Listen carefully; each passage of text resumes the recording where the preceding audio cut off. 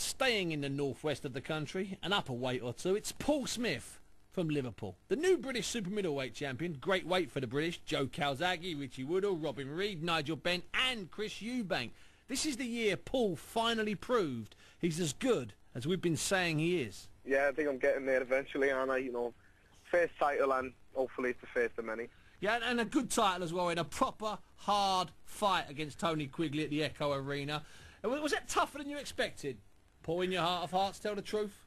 A little bit, yeah, because I made it. I made it that way, you know, typical story in my life. Too much pride. I make every fight hard, and I try and make it, you know, I try and fight using my heart rather than my head. If I'd used my head, I'd have made it a lot easier, but I switched off in the middle rounds with the cut and sort of let him back into it, but, you know, it's Well, that's the second time that's happened for that same title in that same arena, because before you fought Tony Quigley, he fought Tony Dodson. The two of them left their brains in the changing room and went like nutcases. You did the same thing. So the next question is going to be, what happens in March when we go back to the Echo Arena, an absolute sellout guaranteed, and you fight Dodson? Who's going to enter the ring using their brains, you or him?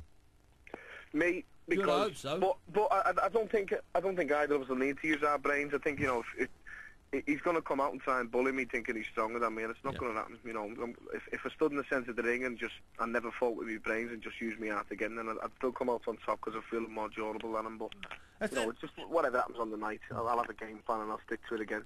It is great for Liverpool. You know, I'm a massive Scouse fan. You know that, Paul, and I'm up there all the time. But it's great, this little series of fights. They've been brilliant fights. Quigley-Dodson was terrific. Ewan Quigley was terrific. And Ewan-Dodson's going to be, I think it's going to be a monster event for the city. Makes me proud to be nearly a Scouser.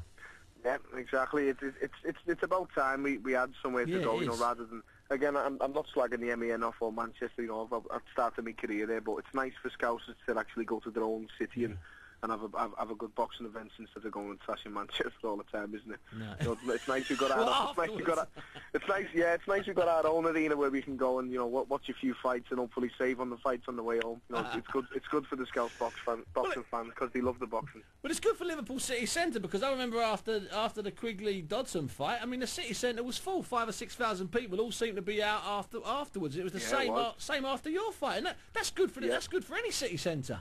Yeah, of course. Well, I think that's why the council and the local papers are getting behind us all the time, because it's good for them. You know what I mean? But it's just long may it continue. But as long as it's me at the helm as the champion and as the leading Scouser, because that's what I want to be. But and you also got about 24 of your brothers fighting at the moment as well. Just how's 22. 22. Sorry, I wasn't sure.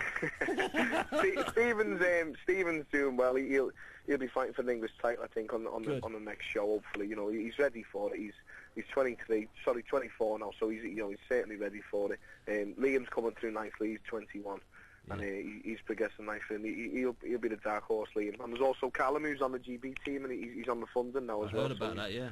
You know, he's doing well. He's like three or four time national champion. He's doing the ABA this year. Well, what do you think of your high and your low? Not necessarily your career. High and lows in boxing, worldwide or British, in 2009. What would be your high? It's got to be mine, you know, in 2009 I was winning the British title. Cool. As you said before, it's a proper title, it's a great title, and it's an underrated title in my opinion. You know, I'm very proud being British champion, and it's all I've wanted to do since I turned pro, and it now is a bonus, although I feel I can do more. You know, I've been British champion, and my name's on that Lonsdale belt along with all the other great names.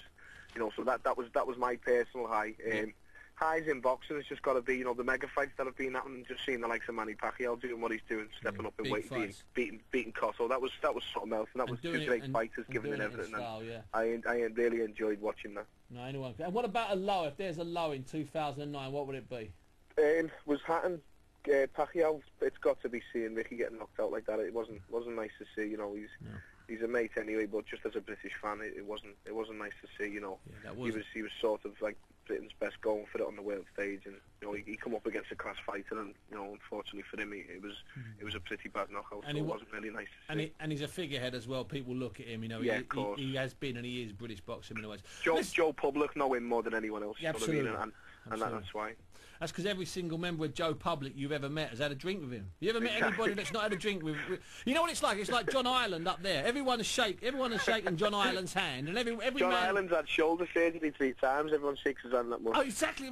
You get in a cab. This guy's... Let me just explain. There's a guy called Johnny Shakehands, former British champion, who boxed in the Olympics, and he shakes everyone's hand. He's a lovely fella. He's the king of Liverpool. I love him. But Ricky Hatton, everyone has had a shake of Johnny Ireland's hand, and everyone has also had a drink with Ricky Hatton. Listen, Paul, it's a pleasure talking to you. See you in the new year. Have a great Christmas. All the best, mate. Smigger's next fight, and arguably the biggest in Liverpool's rich boxing history, will be at the Echo Arena in the city against local rival, and I mean local rival, Tony Dodson, for the British super middleweight title on the 12th of March.